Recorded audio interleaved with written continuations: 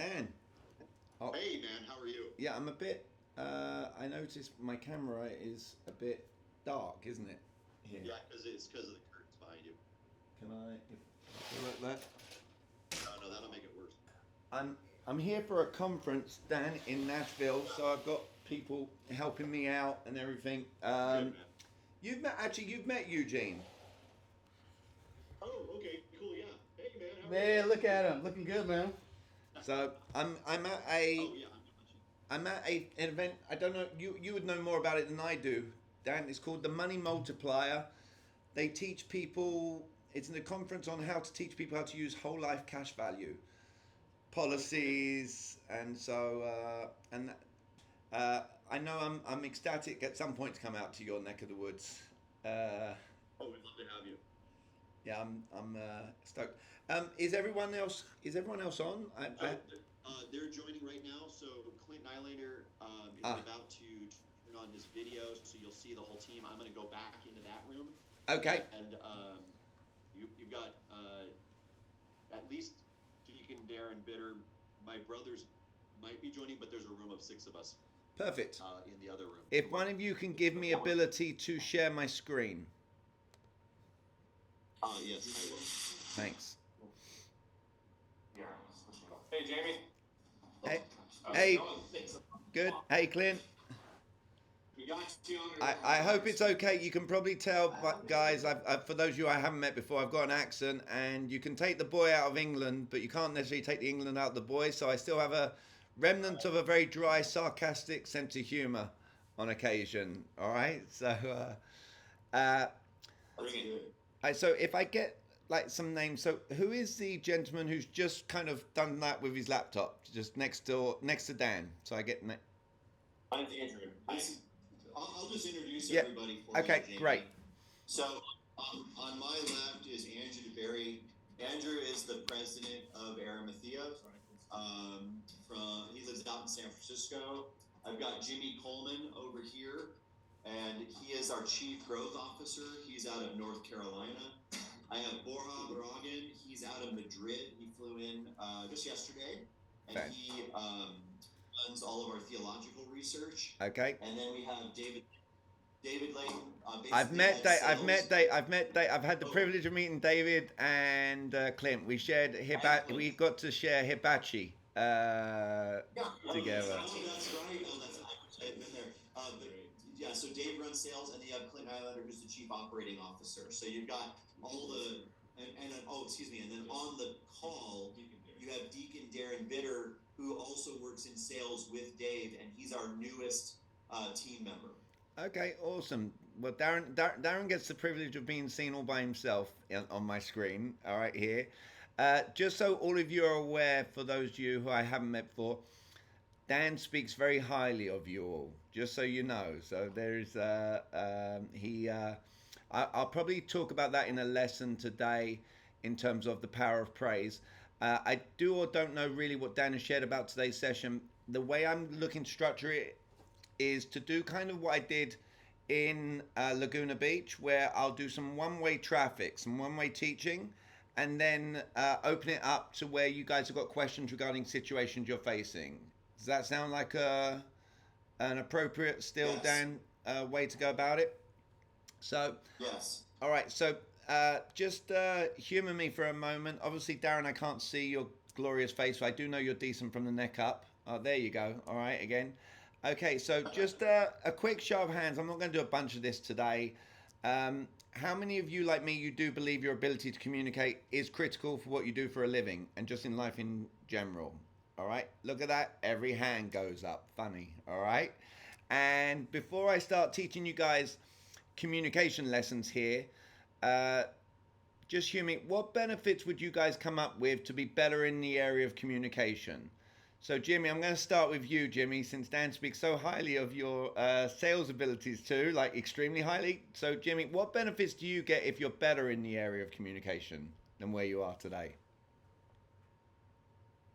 Yeah, well, I was say Andrew right before this call because Daniel was doing a really good monologue of sharing the future of Arimathea, where we're at, and everything. And I noticed that there's times when Daniel talks about Arimathea and he's knocking people's socks off, and then sometimes when I'm talking about it and it's not totally clicking with them. And so I think that there's obviously an efficiency of evangelizing and converting people to jump on board with you. It's more efficient use of your time if you're communicating more effectively, I would say. Okay, so if you notice, guys, there, Jimmy just said technically it sounded like you're going to get more sales, right? The better you're in your communication, and it's going to help you time wise. And Dan's nodding his head, I can see. Do we all agree with that? The better you're at communication, the more sales you're going to get. Okay, so rather than give my standard talk, usually at this point I would say very cheekily, do you guys, would you guys like it? Would you value if I could teach you one question you can ask people and they start selling themselves on what you do and you haven't told them anything? Would that be a great question to learn? And everyone in a room will say yes. Darren's yes. And then halfway through my presentation, I'll say, who's ready to learn that one-off question? And then the room's like, oh yeah, we're all ready. And I'll be like, does anyone remember the second question that came out my mouth? All right, that got people opening up. And so you can use this question to your benefit. So, Jimmy, maybe for yourself, rather than talk about the company, all right, and tell people about it, no matter how passionate you are, you just throw out a question. Hey, before I start sharing about Arimathea, I'm getting better at this, by the way, guys, for you guys, all right? It's Aramaic. All right.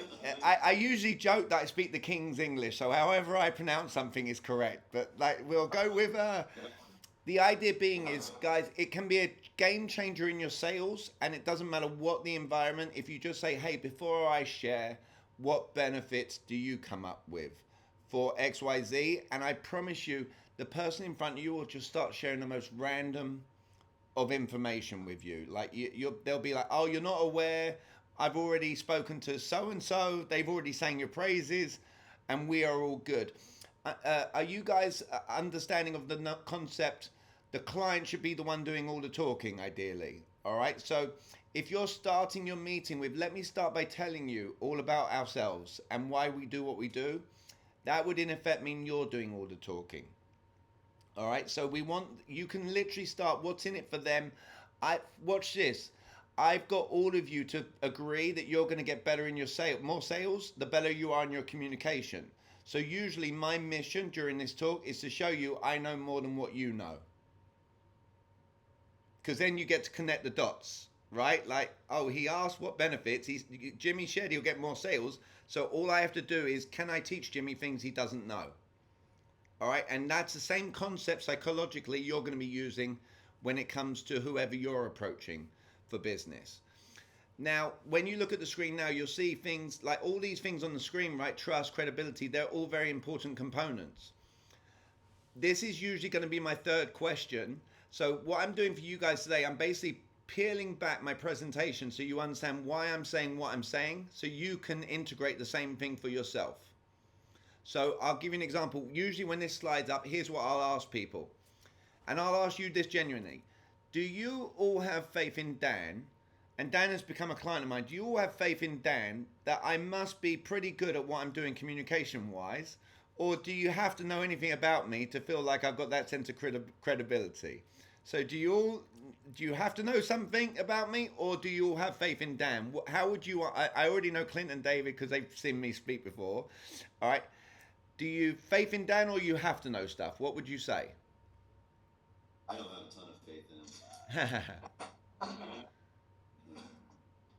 This I would is say it's like 75 in trust, and that Dan just like put the right guy in to take up an hour of our day today, and 25% background is helpful. Right. So here's what's good. So if you all said you have faith in Dan, then I'm not going to be guilty of oversharing things with you guys.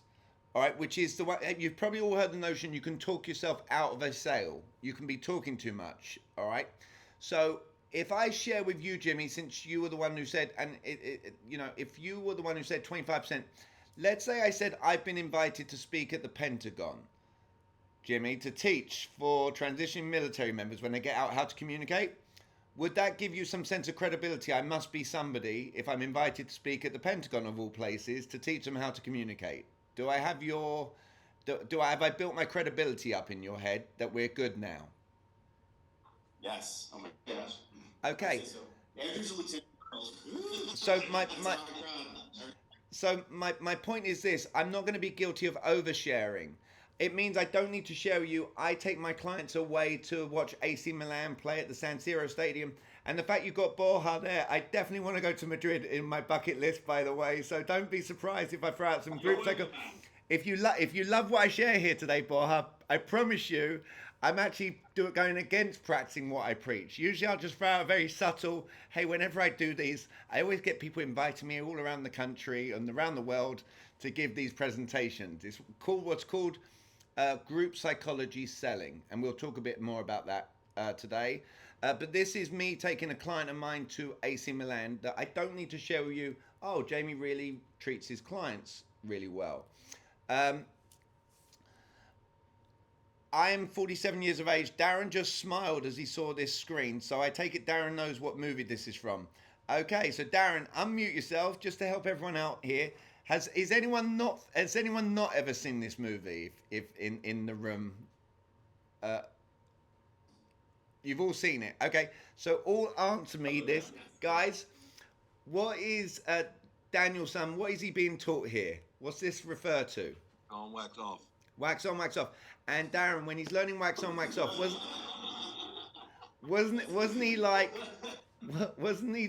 what's this got to do with karate? Right, at the time, and then by the end of the movie, it had everything to do with karate. So the way I teach you guys is this: I might share with you how I get my kids to do things I want them to do without telling them to do it and making it their idea. And it's the same verbiage that you will use for your company to bring on clients. It doesn't change. All right.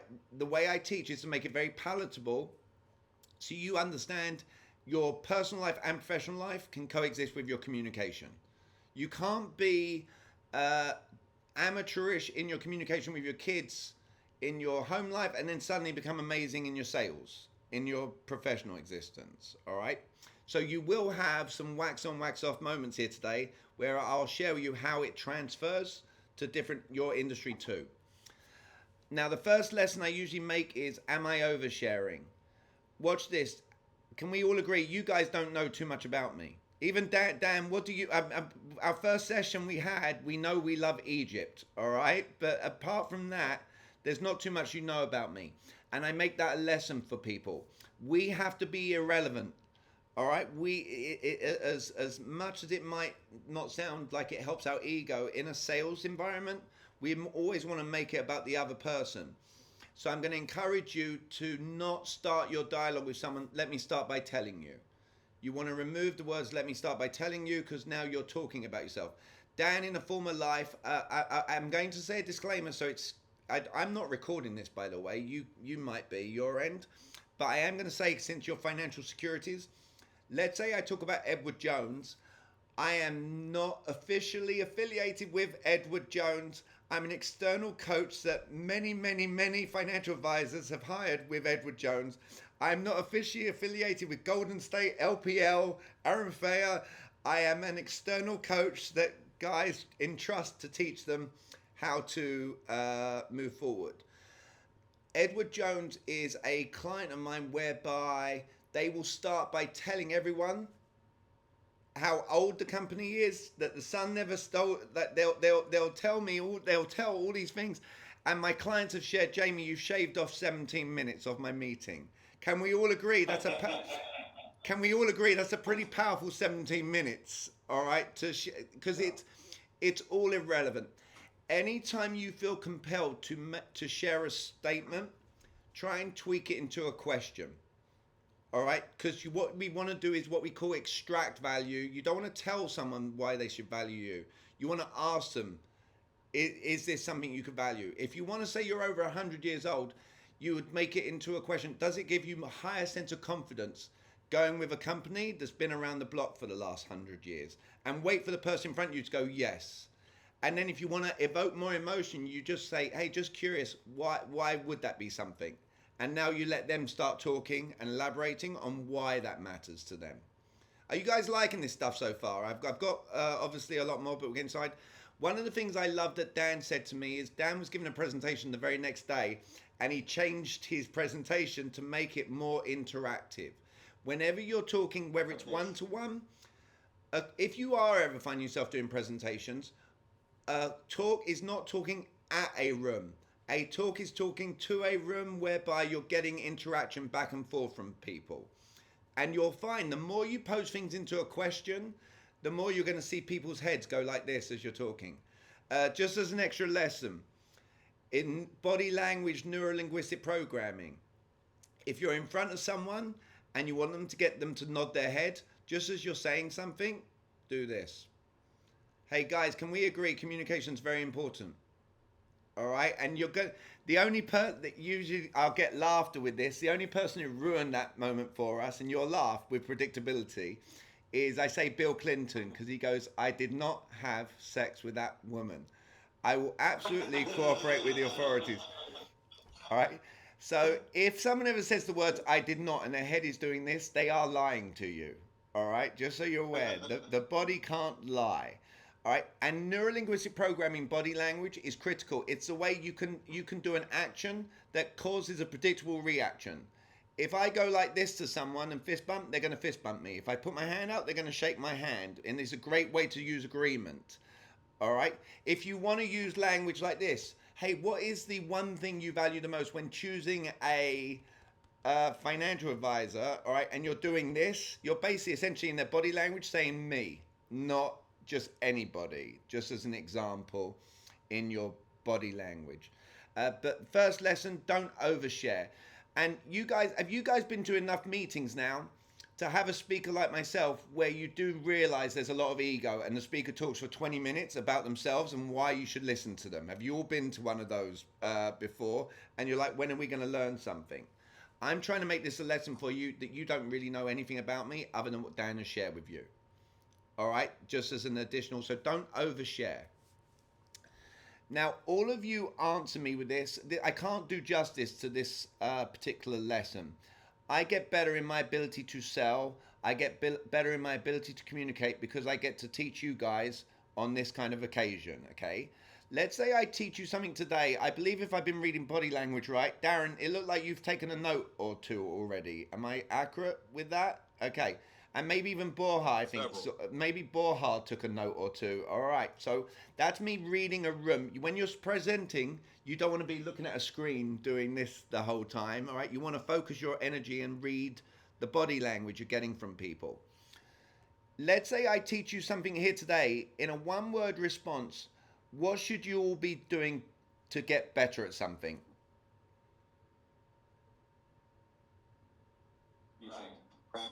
Practice. Right. So watch this. Someone actually did say the word teach. I don't know if it's because they've seen me speak before. All right. Clint, you're being cheeky there, Clint. All right. Sorry, Jamie. No apologies necessary. This is all good. The idea is this, guys. I can't do justice to this lesson, and I promise this will elevate your sales. Edward Jones, I didn't share how they came on board. A young man, they used to do door knocking, and in February of 2020, a young man knocked on my front door, and the first words out of his mouth were this: "I'm not here to sell you something." Now, the words he's saying is, I'm not here to sell you something. When someone says the words, "I'm not here to sell you," what are you hearing them scream in your head? Like, I'm here to... So when I asked the question, what should you do to get better? You all say practice, although I said the word teach. I never invented that concept. Do you all understand? If you teach other people to do something, you become better at that thing yourself, all right? I didn't create that concept. So here's the deal, guys. Your clients, they're not hearing the words you're necessarily saying, and vice versa. So one key tip, when you're listening, what you're better off doing is when someone says something, say, "Can I briefly summarize what I just heard you say?" and get some accuracy on that. Or you could turn around to them and just ask them, "Hey, just out of curiosity, what did you hear me say?" This will elevate your sales, all right, in a tremendous way. And think about other words. I won't go a deep dive today because obviously I think Dan can attest, I do things with abundance. I will teach and teach and teach for as long as humanly possible, you guys today. there's what's called positive and negative connotation. Imagine someone says, I hope I'm not being an inconvenience. All right. When someone says, I hope you're not being an inconvenience, you're like, well, now you weren't being one, but now that you mention the word, I feel like you're being a huge inconvenience on me. All right. So you want to be very careful. I would say a good one for the financial industry that I use help a lot. I have clients where they say, Jamie, I was going to ask my client if he would be closed off to hearing. Change the word closed off to open. Would you be open to hearing? It's a much better positive direction of the conversation. But I can't do justice. Just know people aren't necessarily hearing what you're saying. All right, and you need to be more aware of that. Go ahead, Dan. I'm curious what your thoughts are on Chris Voss's method of going for no. Okay. Oh, great. Jimmy, I can already tell you I love you. As much as a man on the other side with a girlfriend can love someone virtually through a screen around other men, I love you. All right. So, so the way I could share, I'm not an accountability coach. I'm not a cheerleader coach, and Dan knows that I share this with him. I'm a clarity coach. So if I teach something that makes sense to you guys, you want to implement it, you can implement it pretty quickly. What the thing I'll share about Chris Voss or anyone else, Dale Carnegie or anyone, myself, we never invented anything. It's just us teaching our own flavor of what we go with. Chris Voss, I like the idea of you can go for a no because it supposedly lowers the resistance of the person in front of you, Jimmy. Like it feels like they've got more control of the situation in the sale. Like would it be the craziest idea in the world? All right, so what I could technically be real cheeky here and say, hey, since Dan's my client and he paid me, would it be the craziest idea in the world for you guys to enroll in my services? Would that be completely nuts? All right, but here's my flavor of teaching. I would rather go with multiple choice, Jimmy. So instead of making it a no question, my flavor of teaching is I like to overcome objections with a multiple choice. Hey, would I be an alien from some far off planet, or would my feet be firmly on Earth if I was to think X, Y, Z? All right, and that's my flavor of teaching that, Jimmy. So again, if you feel like going for the no, go for it. If you like going with multiple choice, that's my preference. Does that make there's two ways that I overcome objections. One is multiple choice, and one is story time. All right, I either tell a very, very quick story that's got engaging questions within the story. I know you're not realtors, but you can use it in the financial world. Imagine if someone says in the financial world, hey, we want to sell everything off. All right, like I would use a multiple choice question in that case and be like, hey, look, just out of curiosity, are you looking to like sexually day trade this stuff, or are you looking at the more long-term picture of having like the things that you told me about when we first met? Do you see where I'm going with that? Like it's multiple choice. All right, on that. Here's what I'm not doing. Here's what an amateur would do, guys. Hey, I want to sell everything off. I think the market's going to crash. You ask them, why do you think it's going to crash? Great question. Ask someone who's not the expert, who has no clue why they think something's going to happen. You've now given them an ability to justify, all right, in their minds. And you're not going to be able to say the magic words, I agree with you, at the end of that dialogue. Every conversation I go into is with the words, I agree with you in my mind before I even start the conversation. And I'll get more clarity on that for you guys today. Jimmy, did that help on that front to understand? I'm sorry. I think, yeah, it's great. I think the multiple choice allows you to kind of do both. It allows you to say, hey, would it be crazy if this or, and then you can give them another, B solution, which is the one that you want them to choose. So I think that multiple choice questions are the best way to steer a conversation out there. It's the best. It's again. On the back of my phone, one of my clients, but I'll teach you guys this today and it won't be redundant, but the most powerful word in the world is believe. All right. And I consciously use the word believe, and you'll see how that works. But everything I'm teaching you is something I practice what I preach on everything everything I'm telling you to do, I do. You'll never hear me teach you something that I haven't done. And there's lots of different flavors of people who teach different things. Hopefully it's come across this. I am not the finished article. I've read the book Never Split the Difference, Jimmy. And one thing I love from that book is giving something a random price point. All right? Sometimes it makes it seem like there's a lot of thought that goes into it. Yeah, Dan can attest. That's not something I've practiced what I preach in that regard with my own business. I made it a really nice round figure. All right? That's on me from a personal standpoint. But there are great components from many different people out there, Jimmy, on what they do. But just to double down, I go with multiple choice. Now, this is a powerful lesson.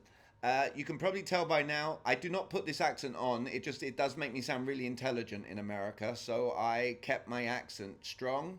All right. I've been told I swear and it sounds polite. If I do, I won't swear on here today.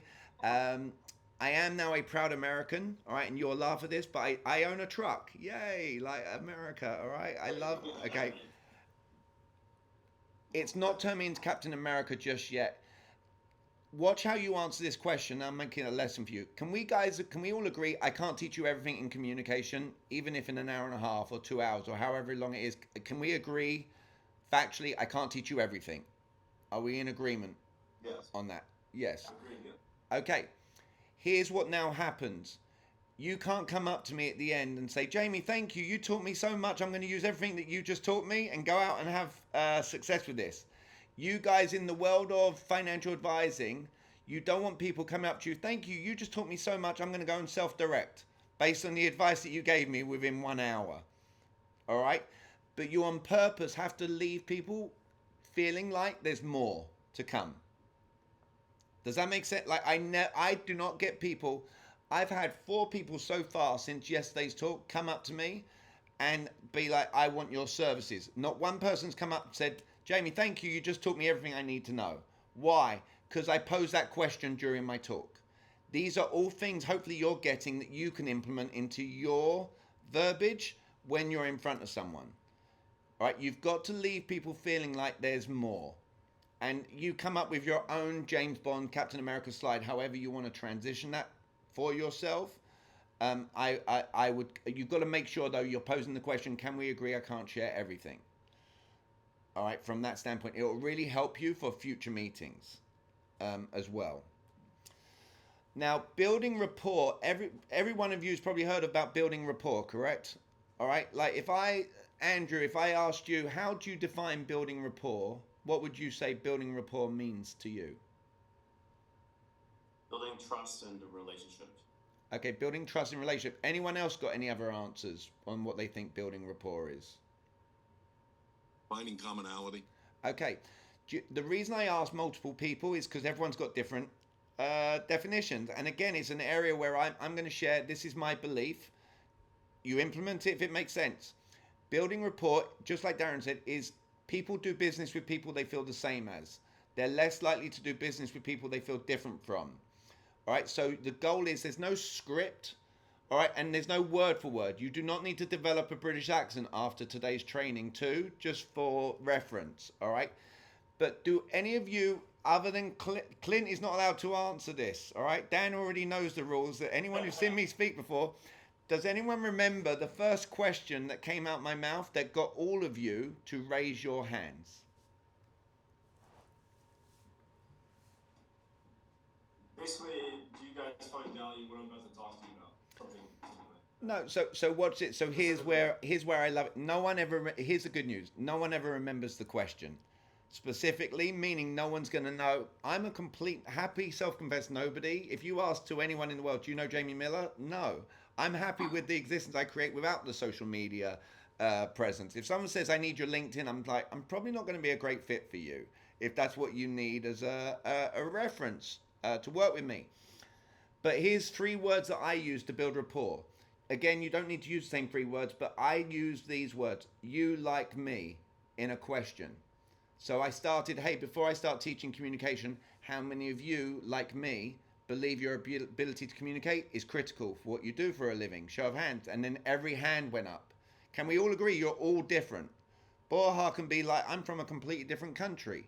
Do you see, like, it's we're all different, yet I've made us the same using you like me in the form of a question. If you don't know someone, go generalized.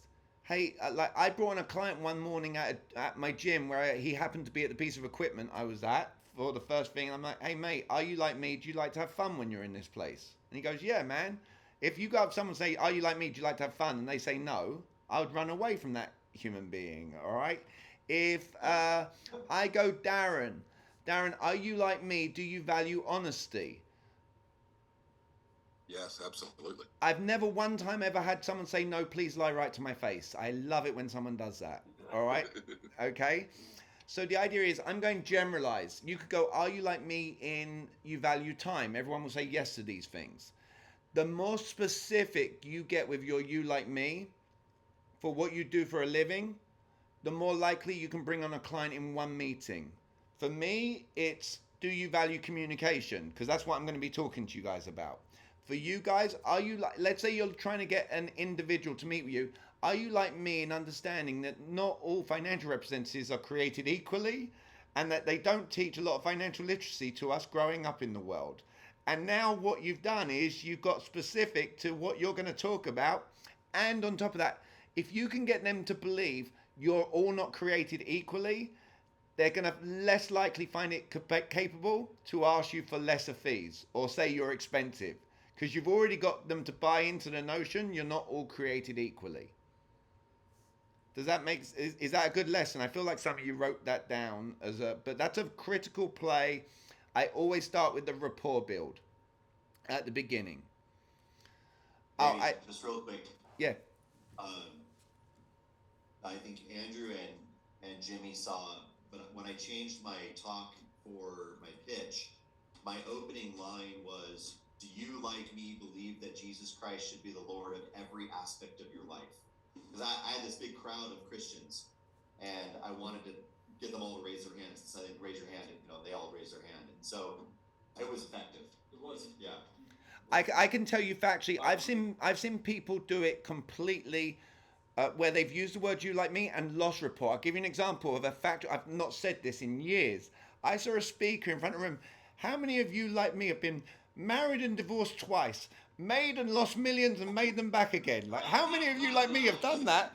All right. And like maybe two people in the room raised their hand. All right. Like, so you catch my gist. So yes, Dan. And also, just so you know, I don't know if I was going to teach this today. Some people want to try and make a joke at the beginning of a public talk. Do not do a joke during a public talk as the first thing out your mouth. Have I got you guys to laugh today? Yes. I'm not a stand-up comedian though. I just know. And that's the point about predictability. Guys, you've got to go with your vibe is your tribe out there. My goal is just to make sure you're more conscious in how you're communicating. So when you sleep at night, you've got more peace of mind knowing you didn't tell someone to do something and not get the result. You ask them questions that got them to share why they should do what it is that you're wanting them to do. All right. And if they're not moving forward, you'll sleep more peacefully at night is basically the message here today with this.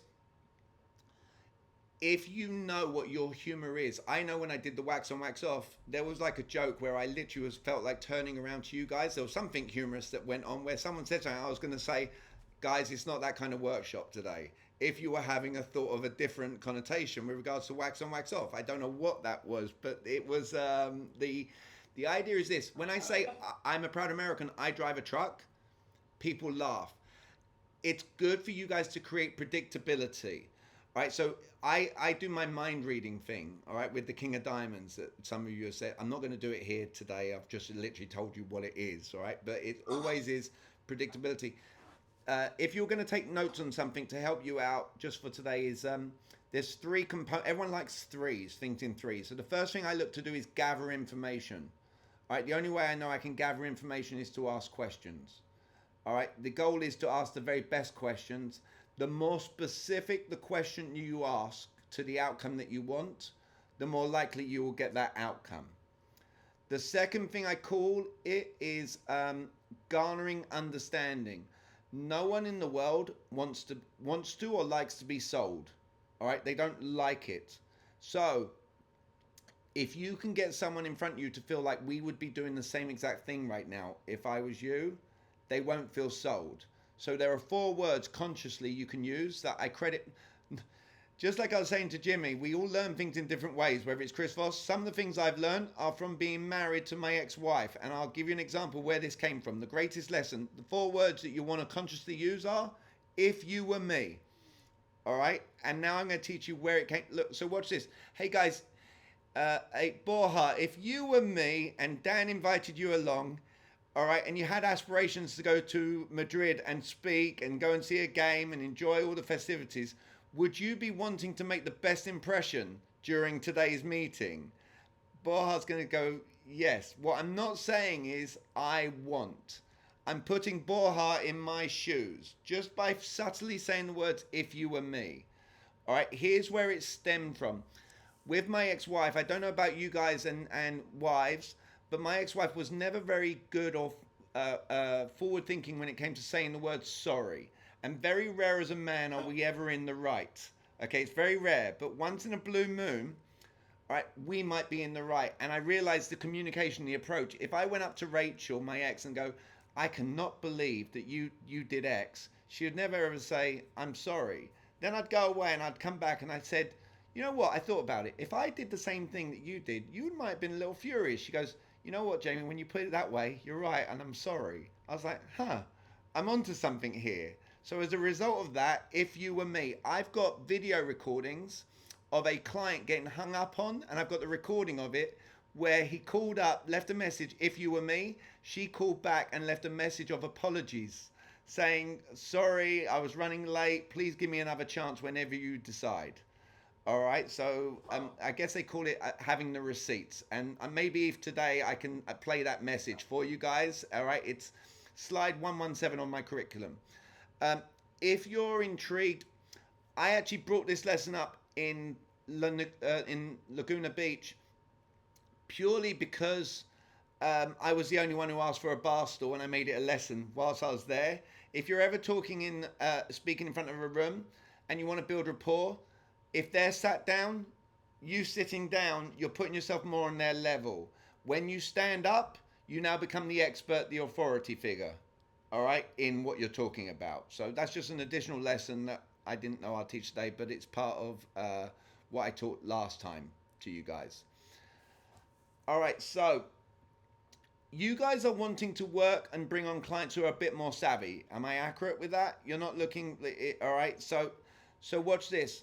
If I came up to you guys and said, I'm not here to sell you something, all right, you're like, I know what you're trying to do. You're about to try and sell me something. If I just start asking you questions, all right, here it can be very amateur, because here's what's happening. In someone's successful mind, they're like, this person in front of me thinks I don't know what they're doing right now. All right, like, and I know, and it's a sour, they're talking to me like I was born yesterday, this person. Like, they think I don't know the questions they're asking. All right, so here's a play that I do on purpose consciously. When I'm approaching successful people, I'm giving them genuine praise first. I talked about this a little bit at the beginning. People love, I didn't invent, in Dale Carnegie, How to Win Friends, Influence People, he talks about the power of praise. We actually want praise more than we do money. All right. Jimmy, how do you feel when I tell you that Dan really sings your praises? Like, he talks you up in a very major way. How does that make you feel, hearing that? Generally, it feels good. Right, it feels good. So watch this. If I was approaching one of you and I wanted to sell you, the first thing out my mouth would be like, I'm seriously, I must tell you, well done. Like, and I mean that from this perspective, and I'll garner understanding. Hey, Dan, how long have you been at business now? 23 years. 23 years. Do you know what? They say that someone, if they survive business for 1 year, it's a success, right? With the failure, right? Like, you've been doing it 23 years, so I'm giving you genuine praise now. I'm like a baby. I'm just like 5 years in to this thing. I'm very blessed. But the reason I share praise is I'm not here 99.9% to win your business. I'm here well over 100% to win your business today. And here's the deal with that. Because of the success you've had, every question I ask you, not only are you going to know the questions I'm asking you, more importantly, you're going to know why I'm about to ask you the questions I'm about to ask you. Can we do each other one courtesy, one favor here today? What's that? Can we just be genuine in our responses with each other so we can sleep peacefully at night? And then I'll extend my hand to shake hands on it, which he's going to be compelled to shake my hand. here's what I'm doing in that instance. I'm taking all the resistance of the sale out of the conversation, because I'm basically I'm not saying I'm not here to sell you. I'm saying I am here to win your business. And because of the success you've had, you're going to know what I'm doing. Every time I've done that play, just so you know, at the end of the sale, predictability, here's what the person says to me. Jamie, I've got to thank you. Why? Do you know how many times I've had people try and pitch me? All right. And they think I don't know what they're doing. All right. How many pitches have you had or faced in your life? Tons. All right. Imagine if someone actually told you, I am looking to win your business. Would that give you a little bit more respect of them? All right. And if they asked you to be genuine and courteous in the response, could you sleep more? It's like when, if I was going into a meeting in your field, I think you guys are doing the most emotional sale on the planet, hands down. I think realtors get told they do an emotional sale. I think you guys are giving the most emotional sale on the planet. Too many people make it logical. If you just start asking questions of someone, they might say to you, I feel like I'm being interrogated. All right. And then you've got to react to that play. You're better off telling someone, hey, look, I'm going to ask you a lot of questions. All right. And it is from a place of genuine care. All right. Can you appreciate that if I don't ask you certain questions, I don't get to the bottom of certain things, I'm really not doing justice. All right. To building a relationship. Can we agree with that? Yes. The more proactive you are, the less reactive you have to be. Is that a good lesson for you guys? Hey, Jamie? Yeah, go ahead. Couple things on that, like same thing, just because this is something that we touched on when you and I were talking at dinner when we were at Laguna. But part of what Arimathea does is we like you said, it's we're not only asking people to make one of the most, largest financial decisions in their life in terms of like investment, retirement, that kind of stuff, but we're dealing with people's deeply held religious values, right? So I think we talked a little bit about this, but I was going to see if you could expand on it. I know exactly what you're going to from the dinner, and I know where I was actually going to open up. Look, this is when I say I feel like the word free for all came out of my mouth, but Jimmy, I love the fact Jimmy asked a question earlier. This is a training, guys, all right, for you guys. So my goal with Dan was I'll do some one-way traffic. We can actually open it up where I stop the one-way traffic and we can go to a two-way traffic here and stuff. But one of the things that Clint shared with me, and you guys can either affirm or not this, you can't go into a meeting with, is it the diocese was what you were talking about, Clint? All right. Yep. And you can't start telling them, this is where you're going against your code of conduct and the rules that you've got in place. This is where you're going against them. We found all these areas where you're going against them, because here's what you're doing, guys. You're telling people things. That's like me telling my girlfriend, hey, I think you're the most beautiful, wax on, wax off moment. I tell my girlfriend in the morning, you are the most beautiful thing I've seen. All right. That's what I feel about her. If she doesn't believe it, it's like, hey, Jamie, I think you need glasses. All right, because I'm telling her something. If you tell someone something and they don't believe it, it's going to go in one ear and out the other. So what you're better off doing, Clint, and correct me if I'm not on base here with this, you want to start the conversation asking, hey, just out of curiosity, how powerful are you about your faith when it comes to this? And now let them start talking about those things. You already know you're going there with the receipts as to where they're not following along with that, but you want to get them talking about it. Like how much to the cause are you thinking that you would like to ideally be, and now they're going to say something, and then the idea with the emotion is to ask them, can you elaborate on that for me? All right. Something I didn't know I was going to teach today. If they say one word, all right, a great tactic, just repeat the word with an expression or question. All right. And they will go off on a more of a tangent. Do you see where I'm going with that? Like, I'd say if you could describe an adjective that you were going to feel as a result of, being like completely dedicated to the cause and doing things 100%, what adjective would come to the mind you describe? And they say, fulfilled. And you're like, fulfilled. All right. And if they don't go off on a tangent, just say, can you elaborate on that for me? But the chances are, it's the most fun thing you can do in communication is just repeat a word, the last word, and let them go off on a tangent. A lot of people miss, if you share, by the way, oh, here's a great thing. If you share something with someone that you do for them and they say, wow, or that's amazing, here's where most amateurs go. They make it then logical. All right. At that point, when someone says they love something you do, you need to evoke even more emotion in that moment. You hear someone say, wow, you need to say, hey, I heard you say, wow. Can you tell me more? Why that's a wow for you? Let them go off. Does that hit? Again, I'm trying to share as much as humanly possible today. Tell you what we'll do, I was going to share how I get free upgrades on rental cars and stuff. It happened for me in Nashville, thankfully, just making it about the other person. We can save that till later.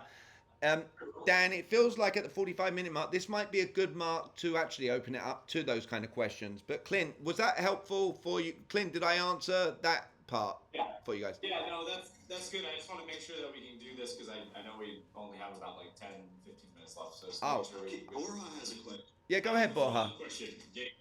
So imagine that we have the conversation, following your advice. Clint, he's the CFO of a diocese, right? So I asked Clint, how powerful are you about your faith and the promotion of life? And Clint, he will obviously say, oh, I'm absolutely pro-life. I want to defend life at any stage, from the conception until natural death. The next question that we would feel probably tempted to ask is, what do you know that in your portfolios you are supporting abortion? Well, no, that's a bit too. So again, the idea is not to go so direct, Borja. There's no word for word. So it's like so. Look, there are some people in the world who are very direct, right? Like they're very direct, and here's the problem. All right, they're just leaving their direct. My direct clients, I tell them you can be direct, but they say I give them finesse. If I want to be direct, Clint, I would buffer that play, you know, and I'm going to get them to more an emotional state. You know, how I might find out some of Clint's personal journey when it comes to things, because then it shows more care, Borja, in terms of their own personal scenario. I might talk to Dan about his personal faith and the fact he's got a shrine outside his house he's building, and get personable. Maybe he's got stuff about Egypt, which Dan has, and again, it's a subliminal, subtle way. You're getting them to feel like you're more caring than just, we're going to make this logical. I know you're not doing something, all right, that you're fit with. And then I'd say, I do the golden rule of communication is ask for permission. Hey, is it okay if I share something with you?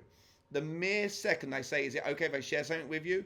The other person in front of me is more inclined to listen to what I have to say, but I still know, Borja, I'm going to go with a question. I would say something like this. Look, I could be very gentle or I could be direct. What would you rather someone be? And I promise you, 100% out of 100 out of 100 always say they want direct. I can tell you from experience, they say they want direct. They don't always love direct. So I would maybe double down. Look, no, I'm the kind of person, if you've got something in your teeth, I'm going to let you know about it rather than have you walk around. Are you okay with me being that person? Great. And then I would make this question, but then I would go to this question. Hey, let's say it was clearly illustrated that you're actually not following along with the guidelines that you just told me that you were so devout about. What kind of reaction would you have? And I'd make it multiple choice, like I was saying with Jimmy. Would you end that relationship and go straight away, straight away look for a better alternative? Or would you just keep plodding along knowing that you're going against your faith? What would you say right now? Do you guys like that as a play? That's where my head... Again, these are words that have never come out of my mouth before, guys. You have to understand, it's not the words. It's the psychology of the question. So, Borja, don't get so caught up in terms of the word for word, or I'm going to jump straight to this question. If you're having a thought, use these words. Is it natural? Am I having a natural thought right now? Hey, I'm just curious. Am I having a natural thought? Or you can do this play. Let's say there was something I couldn't share. Have any of you ever been in a conversation with someone and you've left it being like, damn it, wish should have said something and you didn't? Has that ever happened to you? And look at Darren's face. Like, yeah, Great. So if you see me going like this, that's just making sure I'm thinking of the very best question so that we both don't leave here feeling that way. Is that okay with you? Yes. And so there's all kinds of ways, Borja, that you can express how you're feeling, but using the words, has this ever happened for you? Am I having a natural thought right now? And what you're doing is you're getting buy-in from the person in front of you. You're garnering understanding. It's like that if you were me component. Does that help you? Right. But before I'll go to you, Darren, in a second. But Borja, was that helpful for the purpose of today? It is helpful, definitely. Okay, great. Oh, and I was going to answer the question, yes, if it was like, Jamie, would you like to come to Madrid? Yes. And then I can teach you even more stuff, Borja, on that stuff. But that's it. All right. Okay. What a shameless plug. Yeah, of course. So Jamie, quick question. I appreciate this on many levels, what you're sharing, but I'm wondering that if you or the others in Wyoming, like me, and missing item number 3 on building rapport, because you said gather info and garner understanding. Oh, and then the third thing I call yes, you're right. The third thing I call it predictability. If you like, as long so, it's basically, you guys know when there's no point ever bringing on a headache client. You're just going to cause yourself. It's not 1 cent is worth earning to have a headache client. So I'll give you an example, Darren. When it comes to my business, Dan knows this. He knows I'm not an accountability coach. Because I was very upfront. I'm not going to be reaching out to you saying, are you doing these things? Or anything of that nature. He's nodding his yes. He knows that I go away in June and July. All right. I'm proactive with this. All right. Why? Because I'm not going to just turn around to him. Oh, by the way, I'm off for 2 months. All right. I turn around and make it question-based, Darren. So let's say I said to you, Darren, do you ever go on vacation? When you go on vacation, do you like to work or do you like to vacation? What do you like? Vacation. Vacation. Okay, so if I go on a vacation, is that okay with you every once in a while? I think it's great. Hope you have a great time. Right, and now watch this, how I leave an example. Hey, have you ever found that if you learn something from someone that's got what you want in life, that's always a good person as well to learn from? Absolutely. All right, so if I'm able to go away on vacation for 2 months a year, does that make me indeed a credible individual that you could learn something from? Yes. Great. Now I've got my permission to do whatever I want to do in life, and and I've made it question based. I didn't tell him, this is the way I operate, this is what you have to accept, and this is what it's all in form of questions. So, psychology and position. Correct. Yeah. I base him someone where I studied psychology of life. I just read facial expressions in rooms of people, whether it's one-to-one conversations. It's also doing things like this that staying away from things don't work. If you call up and start with your name and your company name at the start of your phone calls, they're going to want to hang up the phone on you. All right? So if you want to elevate the chances of them not wanting to hang up, if I'm calling up Andrew, for the building rapport part, I'm going to wait to see if Andrew's a hey person, a hi person, a hello person, a good morning person, and I'm going to mirror what he says. All right? Back. And then immediately, I'm not going to say, I'm calling because of da-da-da-da-da, all right? I'm going to say, we've never had the privilege of speaking. I'm immediately putting us in the same shoes. We haven't had the privilege of speaking before. Hey, have you ever had a call with someone where you'd never spoken to before, and it actually was a glorious call? You're gonna love me, Andrew, because I've only got 1 call. If you're like me, you value your time. Let's say I'm more than just a charming, fancy accent on the other end of a phone. And I've been told, all right, and people always want to meet up with me as a result of this, all right? Let's say I can help you in this regard. Would you at least see a benefit in meeting up? All right, and that's my phone call. Something along those lines. And I'm using the words at least on purpose. If I ask you guys, look, Clint just goes 10 minutes or whatever's left. If I ask you guys, do you have time later for a phone call? You're all going to say no. Do you have time? It's a very generalized question. If I say, let's say there's something I can't teach you in the next 5-10 minutes and it will change your life for what you're looking to achieve, would that at least be worth 20 minutes to get on a phone call? All right, I've turned a no into a yes, just using the words at least. What I didn't do, and what I've not heard you guys say because I've not listened to all your talks, remove the words I want from your vocab.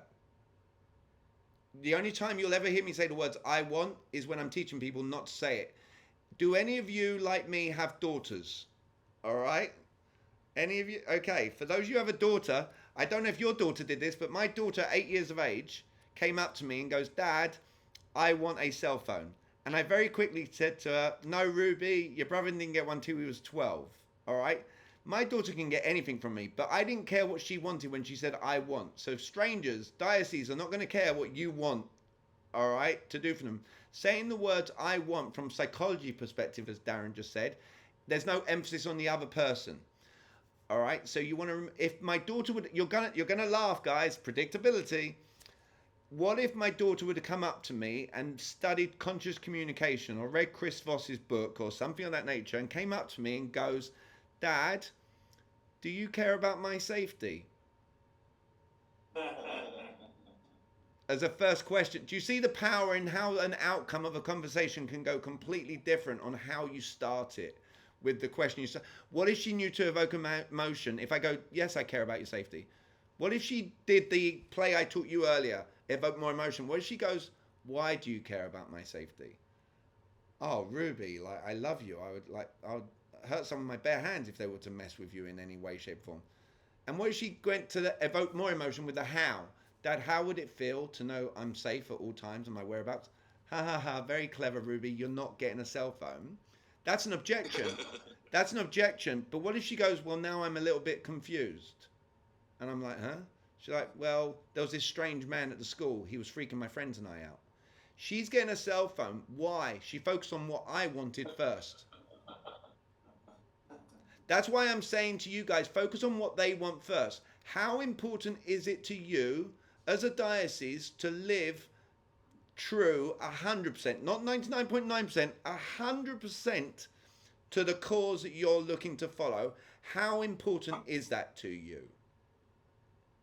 You're already going there with the evidence, but you don't want to bring up the evidence until such point as you found out how emotionally tied they are to wanting that. Do you see the difference in the conversation? And would you say, Jamie, we also have to have their permission to show them in a sense that they're wrong? Of course, that's why I said with Borja, is it okay if I share something with you? All right. And then you're still even doubling down on a more question kind of scenario. You know, like that's a multiple. If you were shown that you weren't, would you, because Clint talked about urgency, would that be something you would nip in the butt really quickly? Or would you continue to follow along with what you're currently doing before changing? These are all buying questions where you can create the urgency based on what you are going to illustrate to them. I think that's a key too, because I think I told you at dinner, Jamie, is that these people we deal with are, like I said, they're big questions. They're very slow to move. So to get the urgency. But that's why I did teach this to you guys. The more specific the question you ask, the more likely the outcome. So you can get specific. How urgently would you move and shift if you knew categorically you were not following along with what you just shared with me? How quickly would you move?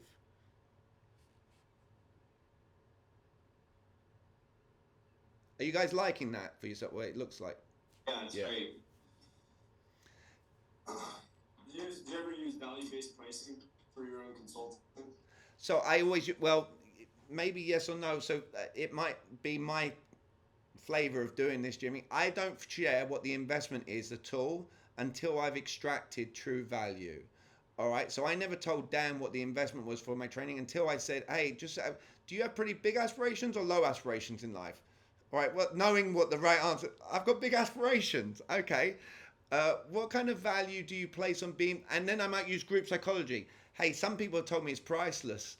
What kind of value do you place on being better in your communication? Low or really, really high? And then they'll say, oh my God, it's priceless. Because I said, this is what other people say. You guys, have you ever heard of feel, felt, found? All right. If you've studied sales, it's the most basic form. If you use feel, felt, found to me, I'm just like, well done. You've done sales 101. You'll never hear me say feel, felt, found, yet the psychology of it works. The principle of it works. Just don't use the words feel, felt, found. I just say other people have said this. You know, would you say it's low or high? Someone says high. You do not want to tell someone, if someone says, what's the fees that you charge? You do not want to say fees until you ask a question. Again, multiple choice. If you said to me, what are your fees? I'm be like, look, I'll absolutely share with you the fees. Just very quickly, do you care just about the fees, or do you also care about the caliber of the person that you're going with too? All right, and now I'm steering that conversation, Jimmy, because if they say just fees, I'm going to be like, I'm not your person, and I would go to sleep very peacefully, being like, because if it's just about fees, they're going to change at some point, correct? To someone else's fee base. If they say, no, of course I care about the caliber, then I'm going to ask them to think of one thing. You don't want to quiz the brain on too many things. All right, you ask what is one thing you'd value more than anything when choosing to work with. All right, and let them answer that, because they will pay whatever the amount is for that one thing. Again, just so you know, and Dan knows this, I am an abundance person. Apart from cheekily asking, like in a cheeky way, to get Borja to come to me from Madrid, none of you should have felt sold on anything today with regards to coming on board as a personal client, correct? Can we all agree that I've shared Dan's a client, but I've not asked you guys, do you believe that I can help you? All right, and do you, on that nation, the reason I share that is this doesn't have to be a one and done for you guys. Dan is my client. I've told him with abundance. I'm helping. This is you are all associated with Dan. I don't care about, like, I'm not attached to the money where I want more individual clients.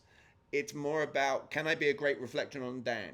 Today, if Dan has me come along and you guys like what I've shared, Dan could have me do this again and again.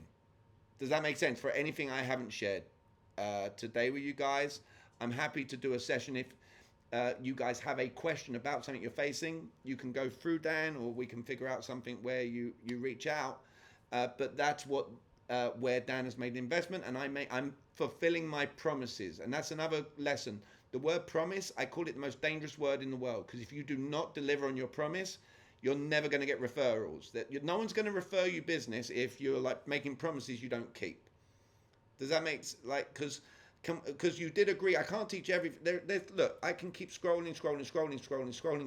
There's so many lessons, all right, that I could keep teaching you guys, all right, that I didn't teach today, that depending on your time available, I can teach. Does that, right? So do any of you have any other questions about situations that you're facing that I can help you whilst you're on here? And it can be Borja again, it can be someone new like Dave, whatever. I'm here to support. Go ahead, Borja. If I may. Yes, it's a typical situation where we have this dialogue that I was representing with Clint, and when the person realizes that actually they have been investing in a wrong way, you have two options. Either the person feels embarrassed and wants to improve, or the person says, oh shit, I don't want that my bishop gets to know that I was doing things wrongly, so I will shut the door to this guy immediately and will speak badly about him so that nobody else can actually discover that I was managing badly the money of the church. Is there any way to overcome that second option so that is not a choice that the person takes, so that they do not feel guilty of having things, of doing things wrongly, and offering an alternative? What would you say? I would say, for me, again, not everything I teach, I'm saying to you, oh, this is going to work every time, just so you know, as a caveat, all right? Yeah. But what I would do is I would go with the group psychology play, Borja, before you say it, because if you know they've done something wrong, I would go with the group, like, our clients have loved us, and I mean loved us because of the nature in which we've accommodated them based on how they were doing in the past to how they start doing it with us. They feel this sense of comfortability. No one gets thrown, no one necessarily gets to feel, bad about certain things because just of the transition, the way we do it very smoothly. They've always seemed to have appreciated that. And again, I don't know all the correct. Remember, I'm not selling what you're selling, so I don't know all the wording necessarily. But if you get the gist of, Borja, I would throw out that you do something that makes it very comfortable for them, and that other clients have appreciated that. And you're saying, so it's not, yeah. What about to let them off the hook? You say, the reality is the technology and the research for doing this work in this way just didn't exist when you guys did this, and now it exists, and it's an opportunity for you to do it this way. Okay, so then I would garner some more understanding. Like, it's just like if I go, and again, I'm going to use networking as an example, maybe because it's on the screen or something of this nature, just so you guys understand. You've got to garner some understanding. So I would be like, when you go networking, the only thing you should be getting is a meeting in the near future. All right, for example, it's not. So I would say, have you ever gone to one of these networking events and you get someone's business card and then you've got to come up with the glorious email, like we met at this event? Have you ever been ghosted? Have you ever been ghosted before when you've tried to do that? And Dan's like, yeah, tell you what, technology is amazing these days. It's come so far. If it goes in my calendar, those events seem to happen. What does your next Tuesday look like? My treat. All right, so I would be doing the same play for what you were just talking about. Hey, technology, things have changed, right? Like they've come a long way, okay? And try and give an example or something, Dan, to them. Then you're going to appreciate what we provide and why people love us is it wasn't available. Oh, and just so you know, and now I will be proactive. Just so you're aware, we keep purposely evolving with the time. I can't go through everything, but we've done some things where we've been working on things for 4.5 years to be, because I know you shared that, like where we have got things where we are very forward thinking so that we're always evolving to make sure 100% you're always following with your principles so that you never have to face this again. Does that make you feel a sense of confidence? All right, to go with us so that you can be passionate about, and then because you gathered information, you throw it back at them, what they share with you. You remember how you shared you want to feel this? We're going to make sure that that takes place. Now that I've just shared that, can you see where this is a great move for you? Thank you. Awesome. I think that's about time. Thank you, Jamie. No, my pleasure, guys. Thank you. I hope you appreciate. I hope you. Well, just out of curiosity, what was one thing that any of you took away was the most important thing for you? Just if I was to ask if there was one takeaway that stood out for any of you. Go ahead, Darren. Well, I'm a huge proponent of active listening, but I like the way that you integrated listening and and asking open-ended questions and letting others talk to gather all the information you're ever going to need. They're just giving you the info that you're going to go back to them to highlight what's important to them. But I like the way that you integrated it throughout the sales and relationship building process. Kudos. Thank you. Thank you. Jimmy, I'm keen to know you, Jimmy, because of what Dan's kind of sang your praises. So you're in sales and you've talked about Chris Voss and stuff. So what was one thing that you liked that Jamie Miller shared with you? I'm not like a huge Chris Voss fan or anything. It's just like that was my one takeaway from Chris Voss's thing is the right. For no, but I don't always like it either. So I do like having another option, and I think the multiple choice thing actually allows you to have both, where you can say you can offer a crazy, ridiculous scenario, just like how Chris Voss is like, hey, would it be crazy if like kind of going for no, but then alternatively, or would it, give them a positive to say yes to as well. I think that was really cool. Actually, one of the things I'm playing around with in my head is we run email campaigns and things like that, and eventually there's you state your value prop, and then there's a call to action. There's like, would it make sense to jump on a call? Would it make sense would you like to click this button? Whatever else it is. And so like the whole thing about, if we found that, the diocese, or if we found that you're funding abortion through your investments, would you want to, just accept it and just keep doing that? And maybe I'm thinking about being cheeky and having an unsubscribe button next to option A. And then, B, do something about it, and it's like the click the button to talk to our team. But no, that was really fun. I have a lot of ways of how we can implement that. Love it. Love it. All right. I could go ring around the roses. It was just curious. I'm just making sure that everyone. It's always a win. I usually would ask the question: can we agree it's a win if you take one thing that you can implement as a result of what I taught? And I always like that. So. Are we all in agreement? You all got one thing, all right, at least from today. Yes. Great. Well, that's my win, guys. Thank you very much, and I'll catch up with you. Good luck at your conference. Go ahead. Thank you. Cheers, guys. All right, buddy. Bye-bye.